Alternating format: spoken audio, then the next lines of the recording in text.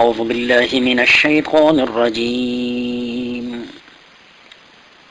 بسم الله الرحمن الرحيم.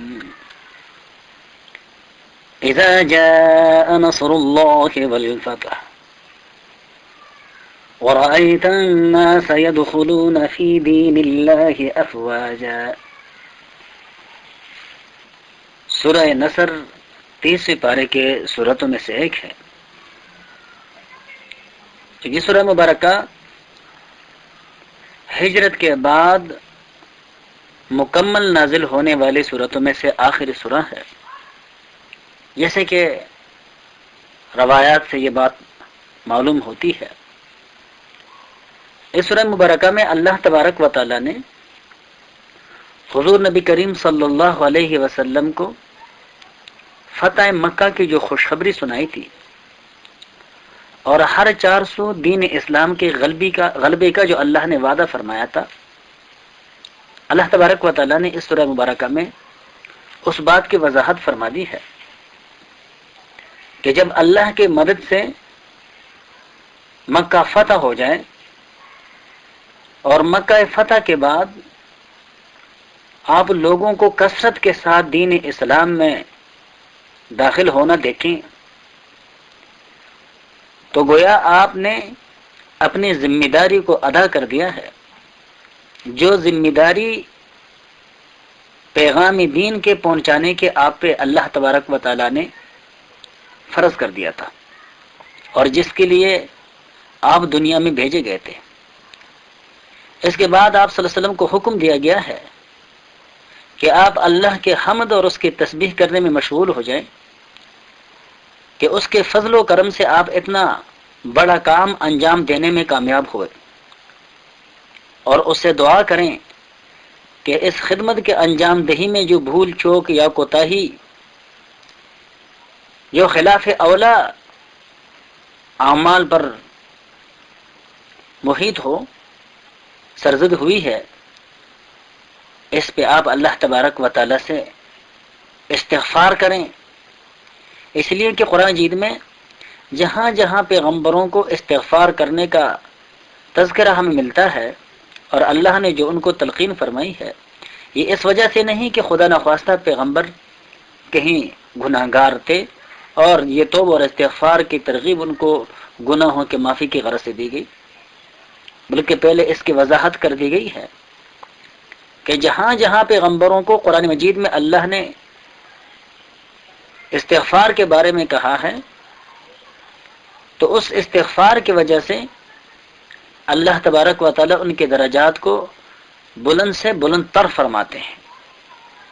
جیسے کہ حضور نبی کریم صلی اللہ علیہ وسلم نے فرمایا کہ کثرت کے ساتھ توبہ اور استغفار کرو اور مجھ دیکھو میں دن میں 100 مرتبہ سے زیادہ توبہ اور استغفار کرتا ہوں. تو اس سورہ مبارکہ میں اللہ تبارک و تعالی نے آپ صلی اللہ علیہ وسلم سے فرمایا ہے کہ جب آپ اپنی ذمہ داری پورا کر چکیں اور اپنی ذمہ داری کی ادائیگی سے فارغ ہو چکیں تو اب اپنے رب کے حمد و ثنا بیان کریں اور اس سے استغفار کریں، بے شک وہ بڑا ہی معاف کرنے والا ہے. چنانچہ ارشاد باری تعالیٰ ہے، بسم اللہ الرحمن الرحیم، شروع اللہ کے نام سے جو بے حد مہربان اور نہایت رحم کرنے والا ہے. اذا جاء، جب آ جائے، نصر اللہ، اللہ کے مدد، والفتح، اور فتح. فتح سے مراد کسی عام معرکے میں کامیابی کا حصول نہیں ہے، بلکہ اس فتح سے مراد ایک ایسے ابدی کامیابی ہے کہ جس کے بعد کسی طاقت کو اسلام کے نابود کرنے کا فکر باقی نہ رہے. وَرَأَيْتَ النَّاسَ، اور آپ دیکھے لوگوں کو، يَدْخُلُونَ فِي دِينِ اللَّهِ، کہ وہ داخل ہو رہے ہوں اللہ کے دین میں، افواجن، گروہ کے گروہ. تو سمجھ لیجئے کہ آپ نے اپنی ذمہ داری کو ادا کر لیا. اب آپ اپنی ذمہ داری سے فارغ ہو چکے، لہذا فسبح بحمد ربک، بس آپ تسبیح بیان کیجئے اپنے رب کے حمد کے ساتھ، اپنے رب کے تعریف کرتے ہوئے آپ اس ذکر میں مشغول ہو جائیے. حضرت عائشہ صدیقہ رضی اللہ تعالی عنہ فرماتی ہے کہ رسول اللہ صلی اللہ علیہ وسلم اپنے وفات سے پہلے یہ کلمات پڑھ رہے تھے: سبحانک اللہم وبحمدک استغفرک واتوب الیک. اور بعض روایت میں یہ الفاظ بھی مروی ہے کہ آپ صلی اللہ علیہ وسلم یہ کلمات ورد فرما رہے تھے: سبحان اللہ وبحمدہ استغفر اللہ واتوب الیہ.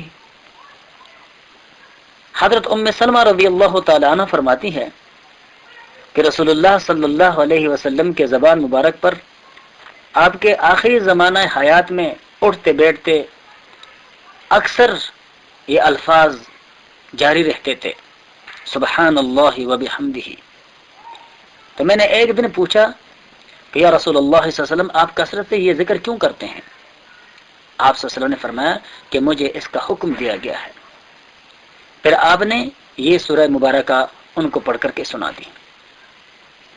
حضرت عبداللہ بن مسعود رضی اللہ تعالی عنہ کی ایک روایت میں ہے کہ جب یہ سورہ مبارکہ نازل ہوئی تو رسول اللہ صلی اللہ علیہ وسلم کثرت سے یہ ذکر فرمایا کرتے تھے: سبحانک اللہم وبحمدک اللہم اغفر لی، سبحانک ربنا وبحمدک اللہم اغفر لی انک انت التواب الغفور. مسند احمد اور ابن ابی حاتم میں یہ روایت منقول ہے. حضرت عبداللہ ابن عباس رضی اللہ تعالی عنہ فرماتے ہیں کہ اس سورہ مبارکہ میں کے نازل ہونے کے بعد رسول نبی کریم صلی اللہ علیہ وسلم آخرت کے لیے محنت اور ریاضت کرنے میں اس قدر شدت کے ساتھ مشغول ہو گئے جتنے اس سے پہلے کبھی آپ نہ ہوئے تھے. نسائی، طبرانی اور ابن ابی حاتم میں یہ روایت موجود ہے. تو اللہ تبارک و تعالیٰ فرماتے ہیں واستغفرہ، اور آپ اللہ تبارک و تعالیٰ سے مغفرت طلب کیجئے. یہ مغفرت بخشش ذنوب اور گناہوں کے لیے نہیں بلکہ بلندی درجات کے لیے ہے. انہ کان توابا، بے شک وہ توبہ قبول کرنے والا ہے. یعنی آپ اپنے رب سے دعا مانگو کہ جو خدمت اس نے تمہاری سپرد کی تھی اس کو انجام دینے میں اگر کہیں کوئی بھول چوک ہوئی ہے تو اللہ تبارک و تعالیٰ اسے درگزر فرما دے. یہ ہے وہ ادب جو اسلام میں بندے کو سکھایا گیا ہے. کسی انسان سے اللہ کی دین میں خواہ کیسے ہی کوئی کوتاہی یا کمزوری یا خلاف اولا اگر اس سے کام سرزد ہو جائے تو اس کو چاہیے کہ وہ اس پر اللہ تبارک و تعالیٰ سے توبہ اور استغفار کرے، جیسے کہ اللہ تبارک و تعالیٰ نے اپنے رسول صلی اللہ علیہ وسلم کو فرمایا ہے. حالانکہ آپ صلی اللہ علیہ وسلم نے دین اسلام کے پیغام پہنچانے میں کوئی کمی اور کوئی کاہلی ہرگز نہیں دکھائی، بلکہ آپ نے تو دین حق کے پیغام پہنچانے کا حق ادا کر دیا. جیسے کہ حضور نبی کریم صلی اللہ علیہ وسلم نے حجۃ الوداع کے موقع پہ لوگوں سے خطاب فرماتے ہوئے فرمایا تھا کہ لوگوں، کیا میں نے تم لوگوں تک اللہ کا پیغام نہیں پہنچایا؟ تو سبوں نے کہا کہ اے محمد صلی اللہ علیہ وسلم، آپ نے پہنچایا ہی نہیں بلکہ پہنچانے کا حق ادا کر دیا. لیکن آپ صلی اللہ علیہ وسلم کو مخاطب فرما کر اور آپ کو مخاطب فرمانے کا مقصد یہی ہے کہ بندوں سے تقصیرات ہو سکتی ہے، تو عام بندوں سے جب کوئی تقصیر ہو تو انہیں چاہیے کہ وہ اللہ تبارک و تعالیٰ سے توبہ اور استغفار کریں، اس لیے کہ انسان لا علم ہے. ہو سکتا ہے کہ کہیں کسی کام کو اچھا سمجھتے ہوئے وہ کام اللہ کے نزدیک خلاف اولا درجے پر مشتمل ہو. وآخر دعوانا ان الحمد للہ رب العالمین.